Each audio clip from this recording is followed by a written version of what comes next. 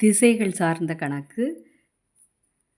மகா வடக்கு திசையில் 7 கிலோமீட்டர் தூரம் சென்று பின்னர் தனது வலதுபுறம் திரும்பி 3 கிலோமீட்டர் தூரம் நடக்கிறார். பின்னர் மீண்டும் தனது வலதுபுறம் திரும்பி 7 கிலோமீட்டர் நடக்கிறார் எனில் புறப்பட்ட இடத்திலிருந்து தற்போது எவ்வளவு தொலைவில் உள்ளார்?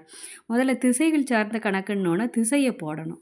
திசையில் இந்த பக்கம் மேகி ஞாபகம் வச்சுக்கோங்க. அப்போ மேற்கு கிழக்கு, அப்போ மேகி. வடக்கு மேலே போடணும், எப்போவும் தெற்கு கீழே போடணும். சரியா? மேகி, அதை மட்டும் ஞாபகம் வச்சுக்கோங்க. அடுத்தது மகா வடக்கு திசையில், வடக்கு திசைன்னா மேலே, அதில் எவ்வளவு போடுறா? 7 கிலோமீட்டர் தூரம் சென்று. 7 கிலோமீட்டர் தூரம் அப்படின்னா இங்கேருந்து மகா வந்து இது வரைக்கும் போகிறான்னு வச்சுக்கோங்க. வடக்கு திசையில் 7 கிலோமீட்டர் போயிட்டா, 7ன்னு போட்டிருக்க. பின்னர் தனது வலதுபுறம் திரும்பி, வலதுபுறம் சொல்லும்போது கையை இப்படி வச்சு பாருங்கள், இது வலது, நம்மளுடைய சாப்பிட்ற கை வலது. அப்போ வலதுபுறம் திரும்பின்னு சொல்லும்போது இங்கேருந்து இப்படி திரும்பணும், இப்படி வரணும். வலதுபுறம் திரும்பி 3 கிலோமீட்டர் தூரம் நடக்கிறார். 3, இது வந்து 3 நடந்துட்டாங்க. பின்னர் மீண்டும் தனது வலதுபுறம் திரும்பி, இப்படி கையை வச்சு பாருங்கள், நம்ம சாப்பிட்ற கை தான் வலதுங்கிறேன். அப்போ அதில் திரும்பணும்.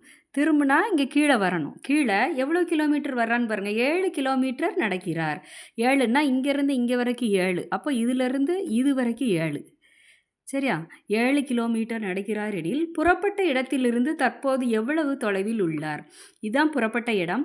இங்கேருந்து இங்கே வந்து எவ்வளவு தொலைவு இருக்குது? இதிலிருந்து இங்கே 3 கிலோமீட்டர்னால் இதுவும் எவ்வளவு? 3 கிலோமீட்டர்.